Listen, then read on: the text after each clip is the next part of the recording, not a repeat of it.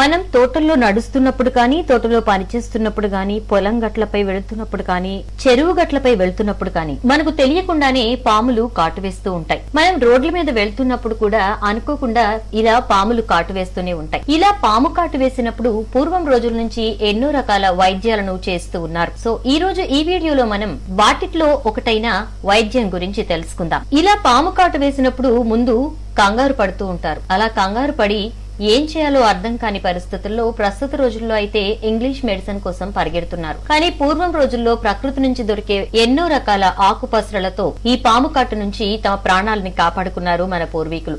పాము కాటు వేసినప్పుడు ఎటు కూడా కదలకుండా ఉండాలి. ఎందుకంటే ఇలా కదులుతూ ఉండడం వలన నరాలలో రక్త ప్రసరణ జరిగి ఈ పాము విషం త్వరగా ఒంటికి చేరుకునే అవకాశం ఉంటుంది. అంటే ఒంట్లో ప్రవహించే అవకాశం ఉంటుంది. దాని ద్వారా మనుషులు త్వరగా చనిపోతారు. కాబట్టి ఇలా ఎప్పుడైనా ఏదైనా విష పురుగు అంటే పామే కావచ్చు లేదా విషపు కీటకం ఏదైనా కావచ్చు అలా కుట్టినప్పుడు మనం ఎటు కూడా కదలకుండా ఉండాలి. అప్పుడు ఒంట్లోని రక్త ప్రసరణ ఎక్కువగా జరగకుండా ఈ విషం అనేది ఒంట్లోకి పాకకుండా ఉంటుంది. సో ఇప్పుడు మనం ఈ వీడియోలో మన పూర్వీకులు ఎలాంటి చెట్ల పసరలతో ఈ పాము కాటు నుంచి తమ ప్రాణాలు రక్షించుకున్నారో తెలుసుకుందాం. మన పూర్వీకులు ఉపయోగించిన ఎన్నో రకాల మొక్కల్లో ముఖ్యమైనది గరుడ ముక్కు మొక్క. ఈ గరుడ ముక్కు మొక్కను మీరందరూ చూసే ఉంటారు.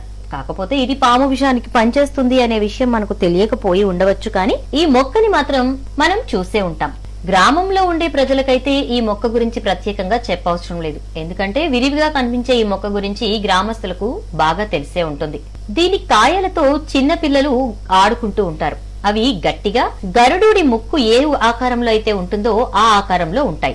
గరుడుడికి ఏ విధంగా అయితే పాములు భయపడతాయో అదే విధంగా ఈ గరుడ ముక్కు మొక్కకి కూడా పాములు భయపడతాయి. అందుకే ఈ మొక్కలున్న దరిదాపుల్లో పాములుండవు. సో మనం పూర్వీకులు ఈ మొక్కని ఉపయోగించి పాము కాటు విషం పూర్తిగా హరించుకుపోయేలా ఏ విధంగా చేసేవారో ఇప్పుడు తెలుసుకుందాం. సో ఫ్రెండ్స్, ఇప్పుడు మీరిక్కడ చూస్తున్నట్టుగా గరుడ ముక్కు కాయలు ఇలా ఉంటాయి. ఆ ముక్కు ఆకారంలో ఉన్న ఈ కాయలను ఎవరికైతే పాము కాటు వేసిందో వారి దగ్గరకు తీసుకొచ్చి ఆ పాము కాటు వేసిన ప్రదేశంలో ఆ కొనతోటి అంటే ఆ కాయ యొక్క చివరతోటి 2 ముళ్ళులా ఉంటాయి.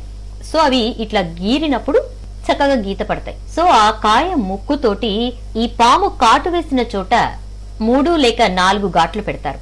ఇలా పెట్టడం ద్వారా అక్కడ ఆ ప్రదేశంలో ఉన్న కాటు వేసిన విషంతో కూడుకున్న రక్తం మొత్తం బయటకు తీసేస్తారు. ఇలా చేసిన వెంటనే ఈ గరుడ ముక్కు మొక్క యొక్క వేరుని తీసుకుని దంచి ఆ ముద్దని ఎక్కడైతే పాము కాటు వేసిందో ఆ ప్రదేశంలో అంటించి ఉంచుతారు.